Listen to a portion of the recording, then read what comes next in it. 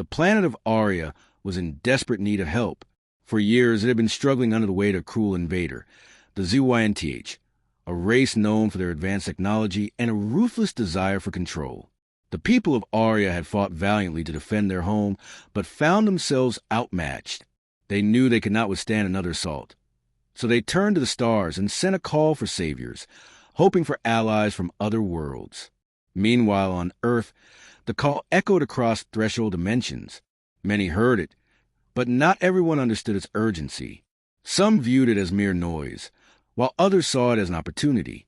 Among those who responded was a group called the Misfits. They were not the heroes one might expect. Instead, they were outcasts, each with unique backgrounds and abilities, labeled as monsters by society. There was Jax, a giant with a heart of gold. He stood 10 feet tall, covered in green scales. Jax had been an anomaly on Earth, often shunned for his size. Next was Lyra, who possessed the ability to manipulate shadows. Her dark, shimmery hair contrasted with her bright blue eyes, and she had grown up hiding her talents, afraid of being seen as a freak. Lastly, there was Ty, a cyborg with a metal arm and a quick wit. He had been abandoned in a cruel accident, but rebuilt himself with parts he scavenged. As they gathered in a hidden part of Earth, they listened to transmission detailing the plight of Aria. The Misfits were excited yet uncertain. They were labeled monsters, yet here was a chance to show their worth to a world that had never accepted them. They decided to embark on the journey to Aria, ready to prove themselves. Once they arrived, the trio was met with curiosity and fear. The people of Aria had not expected their saviors to look so different. Children gasped, and some adults stepped back. However, King Alaric, the rightful ruler of Aria, sensed their resolve. He stepped forward, his crown glimmering under the sun, and said, "You may not look like what we imagined, but our need is great. We cannot let the ZYNTH take our land." The Misfits nodded, feeling a sense of purpose. King Alaric took them to the war room, where they discussed strategies to fight the ZYNTH. The ZYNTH were formidable opponents, using drones and laser weapons to attack from the sky. Jax offered his strength. Lyra suggested using shadows for stealth, and Ty shared knowledge about technology from Earth that could help them. Over the next several weeks, the Misfits trained with Aria's best warriors. They learned to collaborate, creating new strategies that blended their unique abilities with the fighting spirit of the Aria people. In this time, bonds formed. Jax found friendship in King Alaric, who admired his strength as well as his kind heart. Lyra became close to Mia, a young warrior who dreamed of defending her home, but had always lacked confidence. Ty and Alaric's tactical officer, Remus, built gadgets that would turn the tide of battle. Finally, the day came when the ZYNTH arrived. Their ships filled the sky as dark clouds rolled in. The air was thick with tension, and fear gripped the hearts of the Aria people. But the Misfits stood strong. Jax took position at the forefront, ready to shield the others.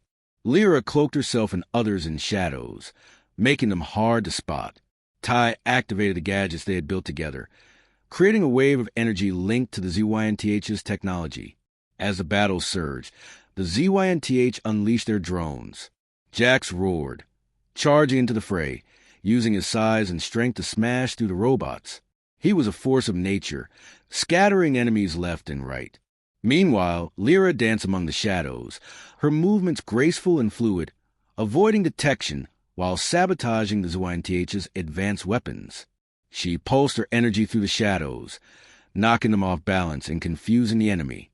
Ty, with his quick thinking, activated their disruptor weapon just as the ZYNTH ship hovered overhead. A beam of energy struck the ship, causing it to spiral and crash into the ground. The army of Aria watched in awe as they began to see the tide turning. But the ZYNTH were not going to give up easily. Their leader, a formidable figure named Commander ZYLK, descended from his ship, vowing to destroy the Misfits. After all, a mere giant, a shadow wielder, and a broken machine could not defeat him. His arrogance fueled him, but it drove the Misfits even harder. In a climactic showdown, Jax confronted ZYLK, his massive frame towering over Commander. A fierce battle ensued. ZYOK launched attacks with clever use of technology, but Jax's resilience was a surprise. Meanwhile, Lyra, sensing the energy lingering around them, created a dense wall of shadows that stopped the enemy's drones, blocking their path. While ZYOK and Jax clashed, Ty targeted the remaining drones, using every gadget he and Remus had crafted. The weapons hummed and crackled, shooting down the remaining ZYNTH forces. With the drones dispatched, Lyra moved closer to the struggle between Jax and ZYOK. At the peak of the battle, Lyra found her strength. She powered through her fear, stepping into the light. Using her abilities, she created a massive shadow hand that emerged behind ZYOK, grabbing him and making him vulnerable. Now was the moment. With his massive fist, Jax swung at ZYOK and landed a tremendous blow that sent him flying. With the ZYNTH defeated and their leader captured, cheers erupted from the people of Aria.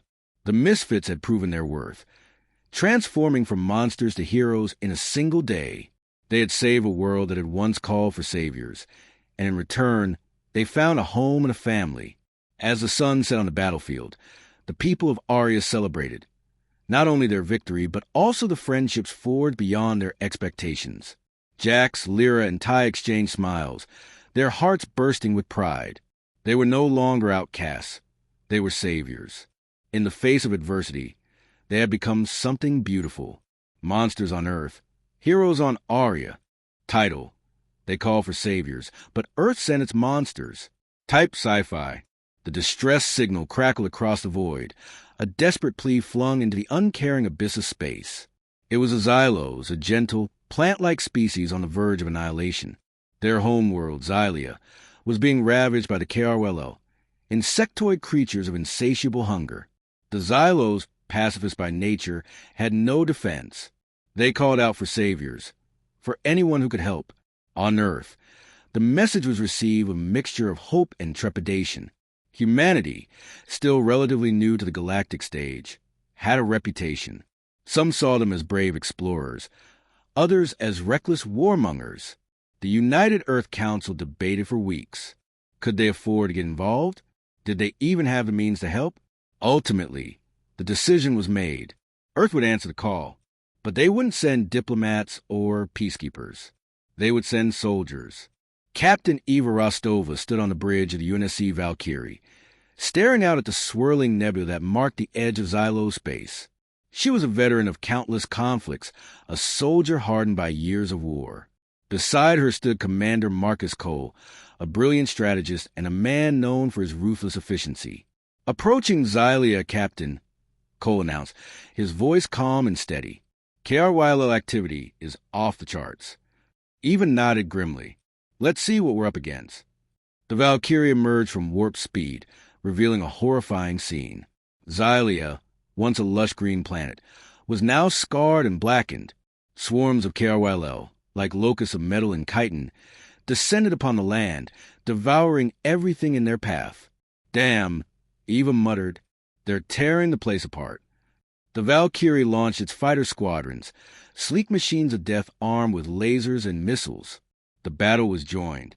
Human pilots, skilled and aggressive, engaged the KRLL in a deadly dance among the ruins of Xylia.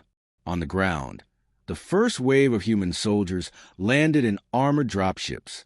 Among them was Sergeant Ben Carter, a grizzled veteran with a cybernetic arm and a reputation for being fearless. He led his squad to the ravaged landscape, their weapons blazing. Move it, people. Ben yelled over the roar of battle. We need to secure a perimeter and establish a base of operations. The Xylos, when they saw the humans, were awestruck. They had expected gentle beings, healers, and diplomats. Instead, they got warriors. One of the Xylos, a young female named Lyra, approached Ben cautiously. You are here to save us? Ben grinned, a wolfish expression on his face.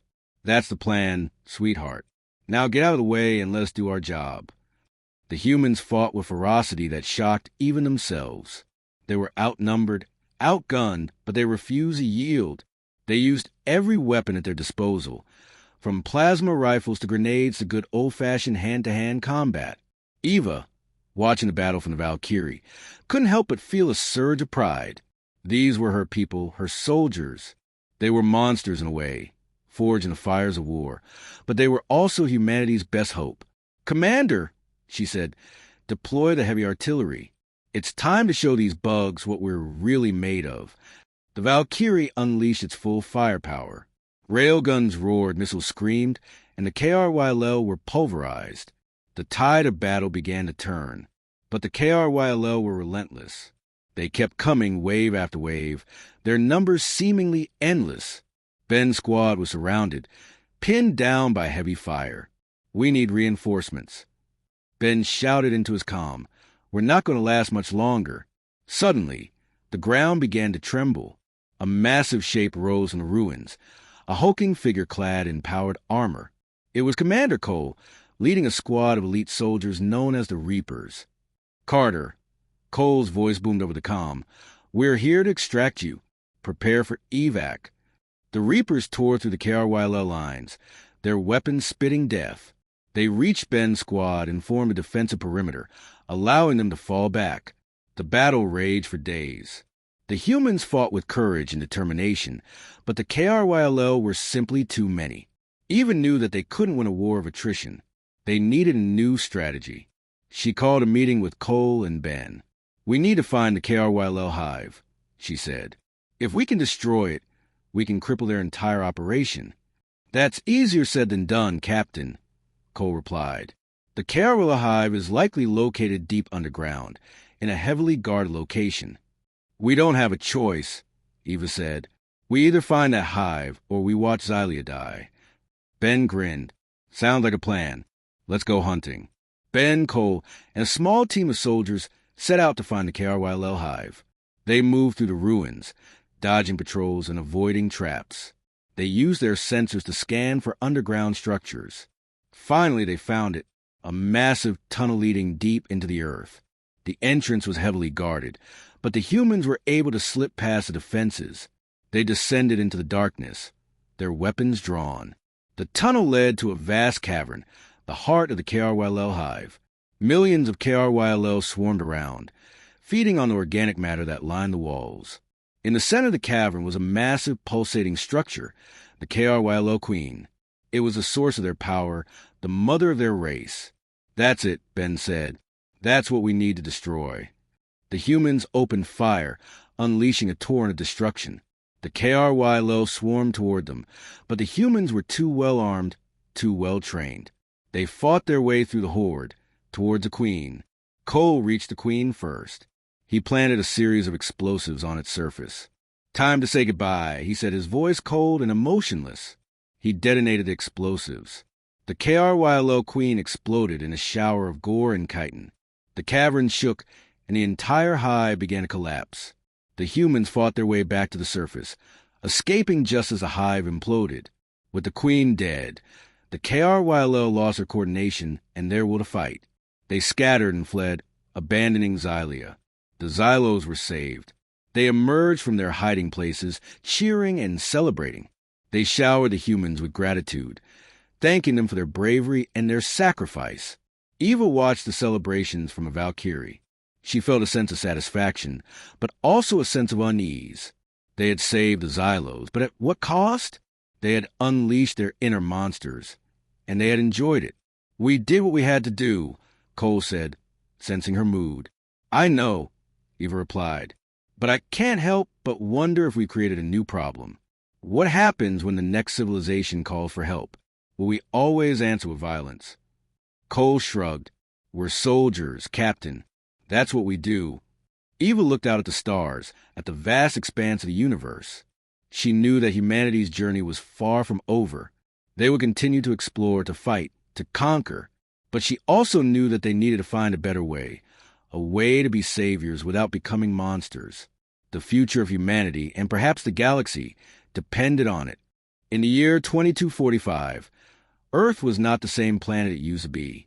The skies were often gray with thick clouds from pollution, and the oceans were filled with the waste of human activity.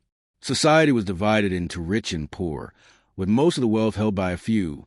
The world was a harsh place, and people longed for saviors to bring change and restore the planet. Little did they know, help was on the way, but it came in a form they never expected.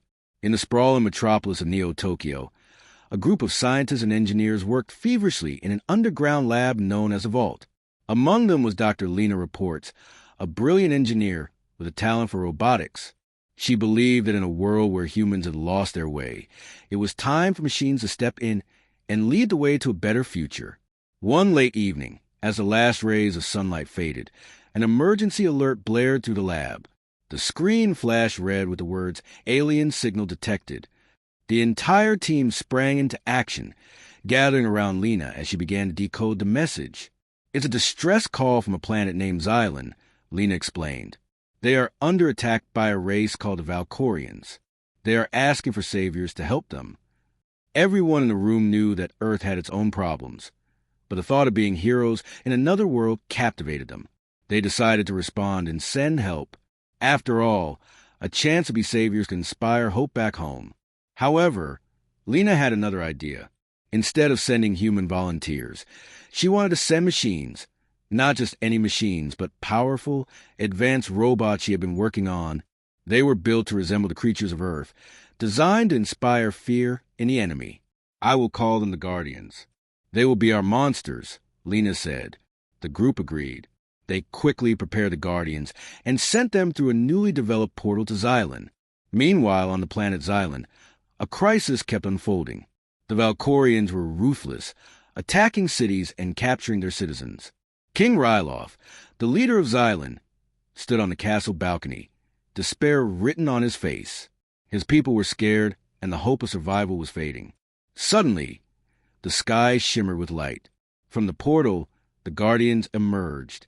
They looked like giant, hulking beasts with metal wings and sharp claws. They were not the saviors King Ryloth expected, yet he had no choice but to see what they could do. At first, the Guardians were misunderstood. The Valkorians laughed at the sight of these monstrous machines. But as the Guardians charged into battle, their strength soon became evident. They fought fiercely, mastering the art of combat with precision. One Guardian, named Grix, led the charge. He took down 3 Valkorian warriors with a single swipe of his claw. The Xylonian citizens watched in awe. With every victory, the Guardians gained more trust. King Ryloth realized these monsters were indeed the saviors they needed. "Call for our people," he shouted. "Let them know we are not alone." Back in Neo-Tokyo, Lena and her team monitored the action through a massive screen. They cheered as the Guardians overpowered the Valkorians. The feeling of hope surged through the lab. They had sent monsters, but monsters that were winning. The tide of battle began to turn. With each victory, the Guardians pushed further into Valkorian territory. But Lena knew that the real battle had yet to come. The Valkorians had a secret weapon, the Titan of Destruction, a massive, towering robot that could wipe out entire cities. As night fell on Xylan, the Titan emerged. Its glowing red eyes scanned the battlefield, locking onto the Guardians. King Ryloth felt fear wash over him again. He turned to Grix and the others. "We cannot defeat that beast without your leadership. You must work together." With a fierce roar, Grix rallied the Guardians. They knew this was a moment to prove their worth. They formed a circle around the Titan, working as a team to distract it while others searched for weaknesses. The battle was fierce. The Titans lashed out, its fists smashing into the ground. But the Guardians worked together, dodging and weaving. Grix managed to climb onto the Titan's back, searching for its core. Meanwhile, Lena watched the battle unfold. She saw Grix struggling, and in a moment of desperation, she initiated a fail-safe program. "Guardians," she called through their systems. "You are not just machines. You have the strength and the spirit to win this fight. Fight like the brave monsters you are." Empowered by her words, Grix found the core and struck it with all his might. A blinding explosion erupted as the Titan fell, defeated. Cheers erupted from the Xylonian citizens. As the dust cleared, King Ryloth approached the Guardians, bowing deeply. "You have saved our world. You are our heroes." Back in Neo-Tokyo, the team erupted in applause. They had sent monsters, but those monsters had brought hope and change. They had become the saviors of Xylan. In the days that followed, the Guardians repaired the damage caused by the Valkorians. They taught the Xylonians to rebuild, to care for their land, and to live in harmony. King Ryloth established a new era of peace and friendship. Lena and her team became legends back on Earth, too. They learned that sometimes the help one needs may not come in familiar forms. Monsters could be saviors, leading the way to a better future. In a world longing for heroes, they had sent monsters instead. And those monsters had forged a new beginning for both Earth and Xylan. Moving forward together, a bond built not just on survival, but on understanding. Hashtag, they call for saviors. The plea echoed across the void, a desperate whisper carried on sublight waves. A dying civilization, the Xylos, teetered on the brink of annihilation, besieged by the KRYLL, a relentless swarm of bioengineered locusts devouring everything in their path. Their message, broadcast in every language they could decipher, was simple. Help us. Saviors, where are you? On Earth, humanity listened. Debates raged in the UN, scientific consortiums buzzed with activity, and the public held its breath. Were they truly the saviors the Xylos sought? Could they, a species still grappling with its own internal conflicts, rise to such a challenge? Dr. Eris Thorne, a brilliant but eccentric astrophysicist, championed the cause. We can't stand idly by while an entire civilization is extinguished, he argued passionately. We have the technology, the ingenuity. We must answer their call. But General Riker, a hardened military strategist, offered a grim counterpoint. We know nothing about the KRYLL. Sending a peacekeeping force into the unknown is suicide. We'd be walking lambs to the slaughter. The decision hung in the balance until a young engineer, Lena Hansen, presented a radical solution. We don't send a peacekeeping force, she proposed, her voice trembling slightly but firm. We send something else. Her idea was audacious, bordering on insane. Instead of sending soldiers, they would send their monsters. Not literal monsters, but biological weapons, creatures engineered for destruction, organisms so terrifying that they were locked away, deemed too dangerous for deployment. The moral implications were staggering. Were they stooping to the level of the KRYLL? Were they sacrificing their humanity for the sake of another? But the Xylos were dying and time was running out. The UN, after weeks of agonizing deliberation, gave the green light. Project Chimera was initiated. Lena, along with a team of equally brilliant but ethically flexible scientists, delved into the darkest corners of their biological archives. They resurrected dormant viruses, spliced genes from the most aggressive predators, and engineered organisms designed to exploit the KRLL's weaknesses. Their first creation was a Harbinger, a genetically modified virus that targeted the KRLL's nervous system, causing paralysis and eventual death. It was brutal, efficient, and utterly terrifying. The second was the Reaper, a swarm of nanobots designed to dismantle the KRLL's bioengineered bodies at molecular level. The third and most controversial was a Leviathan, a colossal, genetically engineered creature with an insatiable appetite and impenetrable armor. General Riker, initially skeptical, found himself strangely impressed. These things, he admitted, are nightmares made flesh, but they might just work. A fleet of modified transport ships, each carrying a payload of monstrous creations, set off toward the Xylos system. Eris, Lena, and Riker were on board the lead vessel, the Hope, a fragile beacon of hope hurtling toward the war zone. The journey was long and fraught with tension. Eris wrestled with the moral implications of their actions. Lena meticulously monitored the growth and stability of her creations. Riker prepared for the worst, knowing that they were flying into the unknown with weapons of unimaginable power. As they approached the Xylos system, the scale of the devastation became horrifyingly clear. Planets were barren wastelands, stripped bare by the KRYLL. The surviving Xylos cities were crumbling, their defenses overwhelmed. The Hope launched its payload. The Harbingers, microscopic assassins, spread to the KRYLL swarm, silently and invisibly wreaking havoc. The Reapers followed, dismantling the KRYLL's bodies with ruthless efficiency. And then, the Leviathan was unleashed. It was a sight that defied description. A creature of immense size and power, it tore through the KRYLL swarm like a scythe through wheat. Its armored hide deflected the KRYLL's attacks, while its massive jaws devoured entire swarms in a single gulp. The KRYLL, caught off guard by this unexpected assault, began to falter. Their coordinated attacks dissolved into panicked disarray. The tide was turning. On the Hope, the crew watched in stunned silence. Eris felt a surge of relief mixed with profound unease. They were saving the Xylos, but at what cost? Lena, her face pale, monitored the Leviathan's progress, her fingers dancing across the control panel. Riker, his eyes narrowed, observed the battlefield with grim satisfaction. The battle raged for days. The Harbingers and Reapers decimated the KRYLL swarm from within, while the Leviathan carved a path of destruction through their ranks. Finally, the KRYLL, broken and defeated, retreated, leaving behind a trail of carnage. The Xylos, witnessing this miraculous turn of events, hailed humanity as their saviors. They sent messages of gratitude, praising their bravery and ingenuity. But on the Hope, there was no celebration.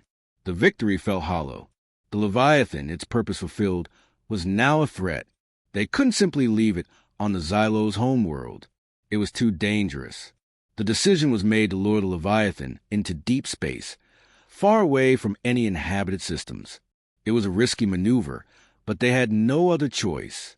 Lena, using her understanding of the creature's genetic makeup, devised a signal that would attract the Leviathan. The Hope, acting as bait, led the creature away from the Xylos system. As they reached the outer fringes of the galaxy, Lena activated the final phase of her plan. A self-destruct sequence was initiated, designed to overload the Leviathan's bioengineered systems and render it inert. The explosion was immense, a silent flash of light in the vast darkness of space.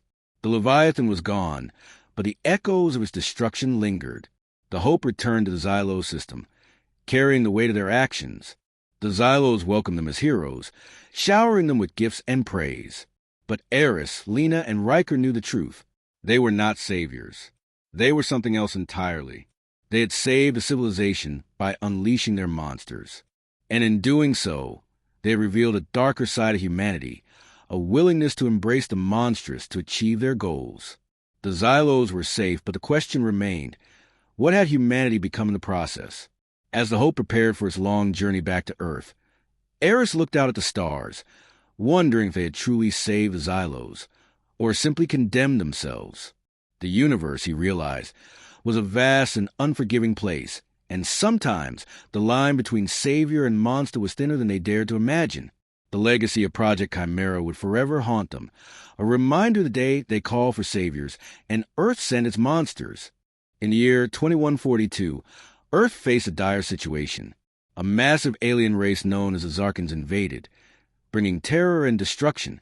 Cities turned to ruins, and people lived in constant fear. The Zarkans had advanced technology and a hive mind that made them nearly impossible to defeat. The leaders of Earth held a meeting in a secure underground bunker. Scientists, military officers, and a few civilians gathered around a long table. They all shared worried looks. "We need help," shouted General Reyes, his voice booming. "The Zarkans are too strong for us to fight alone. We must contact other planets, other civilizations. Somewhere out there, someone must save us." Dr. Mia Chun, a brilliant scientist, raised her hand. "I've been studying the Zarkans. They thrive on fear and conflict. But what if we sent something they wouldn't expect? Something they wouldn't see as a threat?" "What do you mean?" asked Commander Harris, his brow furrowed with confusion. Instead of answering, Dr. Chun threw open a large monitor showing a series of images. There were monstrous creatures from Earth's past, large, frightening beasts. "What if we awaken them? The monsters of Earth can be our saviors," she suggested. The room fell silent. The idea seemed crazy, but with no other options, they decided to consider it. If these ancient beings could help them against the Zarkans, it might just work. Dr. Chun led a team to a hidden facility deep in the mountains where ancient DNA had been preserved. They worked tirelessly, mixing gene sequences and creating the perfect monsters. After several weeks, they completed their goal, 3 beasts that would change the course of the war forever. The first was a giant dragon, its scales shimmering with metallic sheen. It had powerful wings that could create storms in the sky. The second was a colossal, brute-like creature covered in thick armor plated with bone, capable of charging through anything in its path. The third was a swift, agile monster resembling a large feline, with razor-sharp claws and an intelligence that rivaled humans. They named them Blaze, Titan, and Shadow respectively. Once the creatures awakened, they looked confused but sensed their purpose immediately. With a roar, Blaze took to the sky, while Titan stomped on the ground, causing tremors, and Shadow prowled, ready to strike. The monsters were ready to fight, and the humans watched in awe. On the day of the first battle with the Zarkans, the team watched from a distance as civilians were evacuated. The Zarkans approached in waves, their ships darkening the sky. They looked down upon the chaos below with hunger in their eyes. Just when it seemed all hope was lost, Blaze soared into the air, breathing fire that lit the sky ablaze. The Zarkans shrieked in surprise. The unexpected defense threw them off balance. Blaze dived and twisted, using speed and agility to evade enemy fire. Titan charged, smashing into front lines as if they were made of paper. The Zarkans stumbled, unable to recover their balance. Shock and confusion ruled their reaction. Shadow leaped gracefully into the fray, her claws tearing through Zarkan armor. Each swipe brought victory, and each roar from the monsters inspired the humans fighting beside them. The two forces clashed, but nothing could withstand the power of the ancient monsters. Back in the command center, Dr. Chun and General Reyes watched with thrill and fear. "It's working. They're actually winning," she shouted, unable to contain herself. The humans cheered as the tides of the battle turned in their favor. But suddenly, a massive Zarkan ship hovered above the chaos. It opened fire with energy blasts, hitting Blaze midair. With a mighty crash, Blaze fell to ground, smoke rising from the injured dragon. Panic swept through the ranks of both humans and monsters. "We have to save it," shouted Commander Harris. He grabbed a team of soldiers and headed down to the battlefield. As they ran, Titan and Shadow fought bravely to protect them. They charged into the Zarkan lines, buying the humans time to pull Blaze to safety. The creatures were smart enough to work together. Titan stood tall, taking on multiple enemies, while Shadow moved quickly, darting between them to strike with lethal precision. The sight of their brave efforts gave the soldiers courage. While the team worked to help Blaze, Dr. Chen analyzed the situation from the command center. "If only we could take down that ship, we might have a chance," she said. With Blaze groaning, the team knew their time was short. "All right," Commander Harris began, directing the soldiers. "We are going to use explosives. Titan, can you create a distraction?" Titan let out a powerful roar and charged forward, attracting the attention of the Zarkans. At that moment, Shadow took advantage and sneaked through the chaos, climbing up the Zarkan ship. With her strong claws, she dug into the metal hull, and Blaze found the strength to rise back into fight. With one last powerful roar, Blaze soared into the air and breathed fire down upon the vulnerable ship. The explosion lit up the battlefield, and the Zarkans fled in terror. As the dust settled, the humans and their monsters stood victorious. They had won the battle, but it was clear they would need to prepare for many more. As Earth began to rebuild, nothing was the same. People no longer saw the monsters as threats, but as guardians. They learned to coexist with Blaze, Titan, and Shadow. Together, they prepared for the next strike from Zarkans or whatever came next. The Earth had called for saviors, and in an unexpected twist, it had sent its monsters, who had saved them all. In the end, it was not only humanity's technology that saved the day, but also the beasts that had once roamed the Earth freely. In the quiet after the battle, General Reyes looked over at Dr. Chun. "You were right. Sometimes the answers to our problems come from unexpected places." The world was safer now, but Earth learned an important lesson. Sometimes monsters could be the greatest heroes of all. In a universe riddled with cosmic horrors and intergalactic power struggles, the Xylos Confederacy, a beacon of hope and diplomacy, found itself on the brink of annihilation. The Cthar, an insatiable swarm of bioengineered locusts, swept across the galaxy, consuming everything in their path. Desperate, the Xylos sent out a distress signal, a plea for saviors, a call that echoed across the stars, reaching a planet they had long dismissed as primitive, Earth. On Earth, the signal was intercepted by a ragtag group of scientists and military personnel at a secret research facility nestled deep within the Nevada desert. Dr. Eris Thorne, a brilliant but eccentric astrophysicist, was the first to decipher the alien message. He was a man driven by an insatiable curiosity and a burning desire to prove that humanity was not alone in the universe. "They're calling for help," Eris announced to the assembled team, his voice filled with a mixture of excitement and apprehension. "The Xylos Confederacy is being overrun by something called the Cthar." General Marcus Riker, a hardened military veteran with no-nonsense attitude, raised a skeptical eyebrow. "Aliens? Locusts? Sounds like a bad sci-fi movie."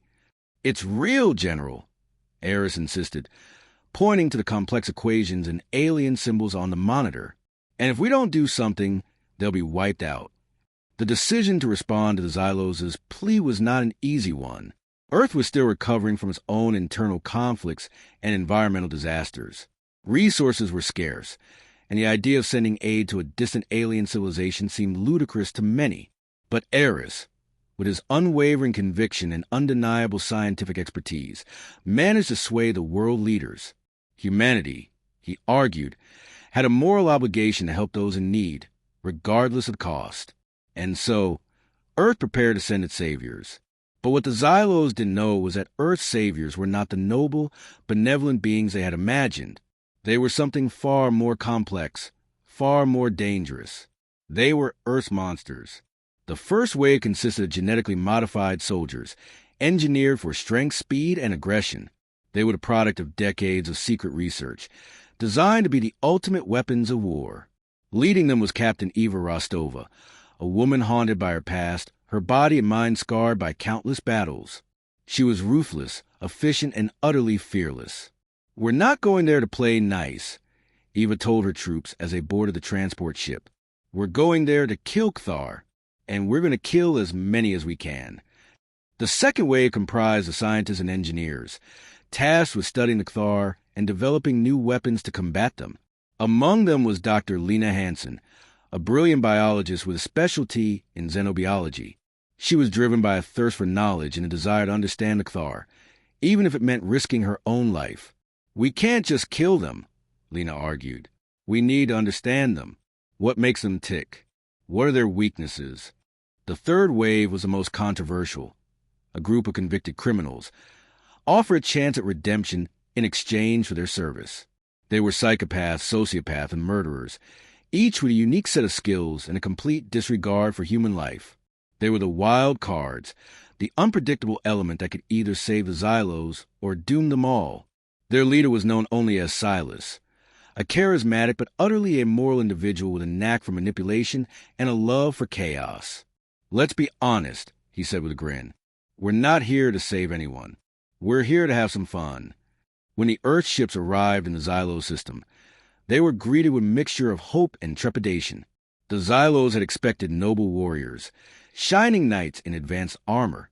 Instead, they got genetically modified soldiers, driven by rage, scientists obsessed with dissection, and a group of bloodthirsty criminals eager to unleash their dark impulses. "These are your saviors?" High Counselor Valerius asked, his voice filled with disbelief. "They look like monsters." "They're all we've got," replied Ambassador Lyra, her face etched with worry, "and they're our only hope." The first battle was a brutal, bloody affair. The Cthar swarmed the Earth forces, their chitinous bodies and razor-sharp claws tearing through armor and flesh. But the Earth soldiers fought back with ferocity that surprised even themselves. Eva Rostova led the charge, her blade a blur of motion, cutting down Cthar with every swing. The genetically modified soldiers were relentless, their enhanced strength and speed allowing them to tear through the swarm. Lena Hansen and her team worked tirelessly to analyze the Cthar, searching for weaknesses, developing new weapons. They discovered that the Cthar were vulnerable to sonic frequencies, and they quickly developed a sonic weapon that could disrupt their nervous systems. But it was Silas and his band of criminals who truly turned the tide of the battle. They reveled in the chaos, embracing the carnage with a gleeful abandon. They used their cunning and ruthlessness to outmaneuver the Cthar, setting traps, using improvised weapons, and generally causing as much mayhem as possible. "This is what we were born to do." Silas laughed as he detonated a series of explosives, obliterating a swarm of Cthar. "This is our purpose." The Earth forces eventually drove back the Cthar, But the victory came at a heavy cost. Many soldiers were killed, and the Xylos cities were left in ruins. But the Xylos were alive, and they owed their survival to the monsters from Earth. "You saved us," Valeria said to Eva Rostova, his voice filled with gratitude. "But at what cost?" "We did what we had to do," Eva replied, her face grim. "We are not saviors. We are survivors." As the Earth ships prepared to leave the Xylos system, Lena Hansen approached Silas. "Why did you do it?" she asked. "Why did you fight so hard?" Silas shrugged. "I don't know," he said. "Maybe I just want to see if I could. Maybe I just want to prove that even monsters can do good." The Earth ships disappeared into hyperspace, leaving the Xylos to rebuild their civilization. They had called for saviors, and they had received monsters. But in the end, it was the monsters who had saved them. And as the Xylos looked up at the stars, they wondered what other horrors, what other saviors, lurked in the darkness. They knew that the universe was a dangerous place, and that sometimes the only way to fight monsters was to become one yourself.